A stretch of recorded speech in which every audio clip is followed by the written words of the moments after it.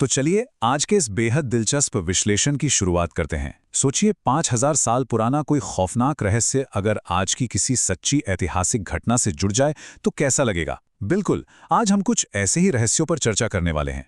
ये कोई आम कहानी नहीं है, बल्कि एक ऐसा रहस्य है जिसने सदियों से इंसानी दिमाग को उलझा कर रखा है। आज हम देखेंगे कि कैसे प्राचीन रहस्य और हमारी आधुनिक दुनिया की सीमाएं आपस में टकराती हैं। अब आपके मन में भी ये सवाल जरूर आ रहा होगा कि क्या ये वाकई मुमकिन है। मेरा मतलब है कि आज सच में ऐसा हो सकता है कि 5000 साल पहले महाभारत के महायुद्ध में लड़ने वाला कोई महान योद्धा आज इसी वक्त हमारे और आपके बीच कहीं भटक रहा हो। सुनने में नामुमकिन लगता है ना, लेकिन यही वो विचार है जो हमारी समझ को चुनौती देता है और यहीं से जन्म होता है उस अमर भटकने वाले इंसान के सबसे गहरे रहस्य का। इस बात को समझने के लिए जरा साल 1192 के इस ऐतिहासिक किस्से पर गौर करते हैं। पृथ्वीराज रासो के मुताबिक सम्राट पृथ्वीराज चौहान, जो खुद एक कमाल के वैद्य थे, उन्हें जंगल में भटकते हुए एक अजीब सा इंसान मिला।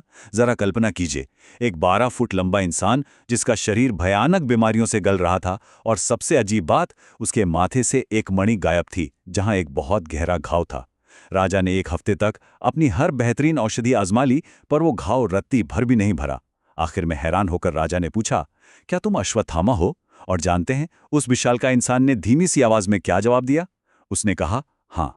तो आखिर ये अश्वत्थामा था कौन? चलिए करीब 5000 साल पीछे चलते हैं। गुरु द्रोणाचार्य ने घोर तपस्या की और भगवान शिव के आशीर्वाद से इस चमत्कारी बच्चे का जन्म हुआ। लेकिन दिलचस्प बात यह है कि जन्म के वक्त ये बच्चा बाकी आम बच्चों की तरह रोया नहीं, बिल्कुल नहीं। उसने घोड़े की तरह इतनी जोर से गर्जना की कि पूरी धरती और आसमान गूंज उठे। बस इसी अद्भुत गूंज की वजह से इसका नाम पड़ा अश्वत्थामा। अब देखिए, अश्वत्थामा का जो व्यक्तित्व था ना, वो पूरी तरह से विरोधाभासों से भरा हुआ था। उसकी ताकतों और कमजोरियों के बीच एक बहुत बड़ा फासला था। एक तरफ तो भगवान शिव का अंश होने की वजह से उसे अमरता का वरदान मिला हुआ था। माथे पर एक ऐसी दिव्य मणि थी जो उसे हर अस्त्र शस्त्र, बीमारी, यहां तक कि भूख प्यास से भी बचाती थी। लेकिन दूसरी तरफ उसी दिव्य अंश के कारण उसके अंदर भावनाओं का एक बहुत बड़ा बवंडर भी था।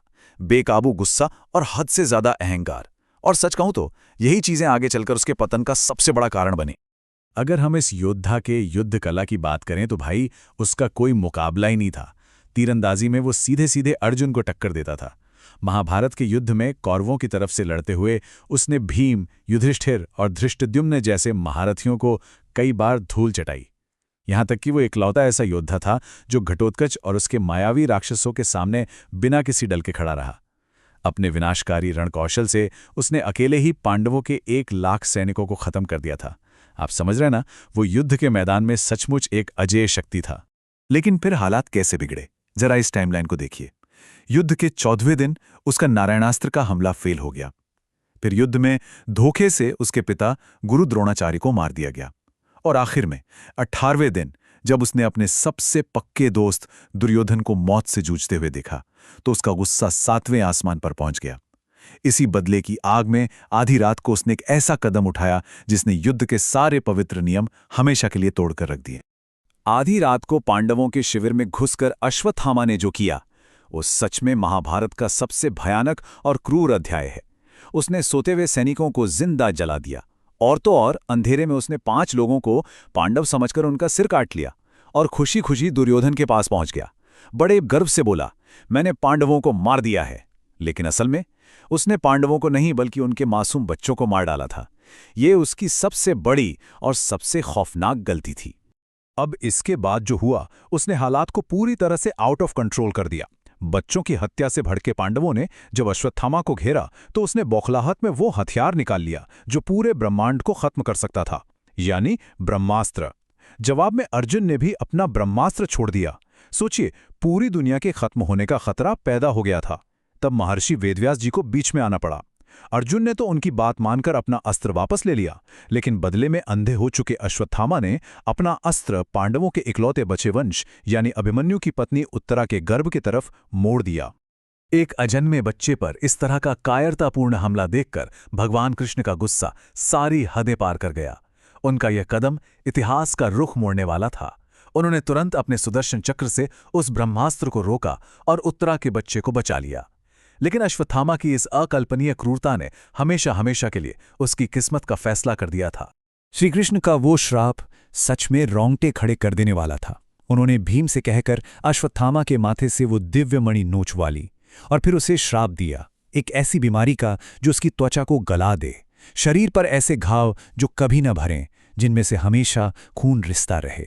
न उसे कभी खाना मिलेगा, न कोई आसरा और ना ही पल भर का आराम। उसे एक भिखारी की तरह युगों युगों तक इस धरती पर भटकने का श्राप मिला। और सबसे भयानक बात, उसे मौत भी नहीं आ सकती जो उसे इस दर्द से आज़ाद कर दे। अमरता उसके लिए एक खौफनाक सजा बन गई। अब आप सोच रहे होंगे कि ये श्राप आज कैसे जुड़ता है। तो देखिए, हम अभी कलयुग में जी रहे हैं और ऐसी मान्यता है कि आज भी अपने उन्हीं रिश्ते हुए घावों के साथ अश्वत्थामा जंगलों और वीरान जगहों पर भटक रहा है। वो इंतजार कर रहा है भगवान विष्णु के आखिरी अवतार कल्कि का, जो इस युग के पापों को खत्म करेंगे और शायद उस भटकती हुई आत्मा को भी आखिरकार मुक्ति दिलाएंगे। चलिए अब प्राचीन रहस्यों और अतीत की पहेलियों से थोड़ा आगे बढ़ते हैं और देखते हैं कि ये सब हमारी आज की दुनिया से कैसे जुड़ता है। वैसे ऐसे ही खोए हुए रहस्यों को गहराई से समझने के लिए राज प्लेटफॉर्म एक बेहतरीन जगह है, जिसे बिग ब्रेन को उन्हें शुरू किया है। लगभग 30 लाख लोग उनसे जुड़े हुए हैं।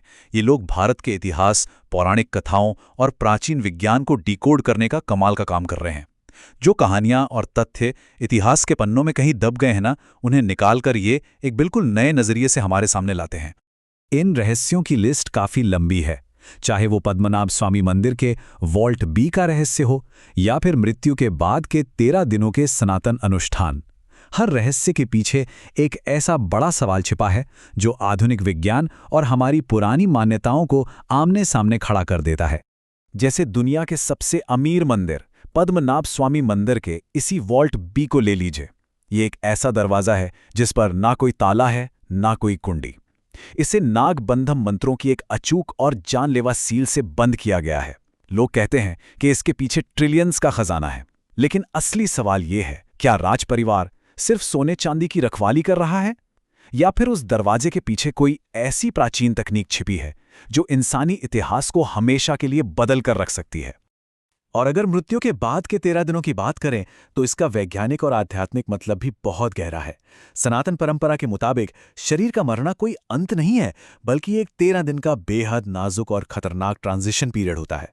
जब आत्मा शरीर छोड़ती है तो वो बहुत संवेदनशील स्थिति में होती है, और ये जो दाह संस्कार या श्राद्ध जैसे अनुष्ठान है ना, ये इसलिए अनिवार्य किए गए हैं ताकि इस 13 दिन के दौरान कोई भी नकारात्मक ऊर्जा उस आत्मा पर कब्जा न कर ले।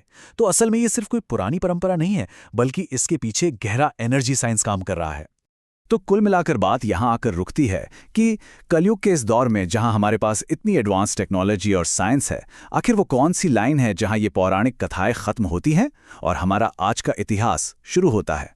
चाहे वो 5000 साल पुराने श्रापित योद्धा की भटकती आत्मा हो, मंत्रों से सील किए गए तहखाने हो, या आत्मा को बचाने वाले वो डरावने अनुष्ठान, क्या ये वाकई सिर्फ सदियों पुरानी कहानियां हैं, या फिर कोई ऐसा गहरा सच जिसे आज का विज्ञान अभी तक पूरी तरह डिकोड नहीं कर पाया है?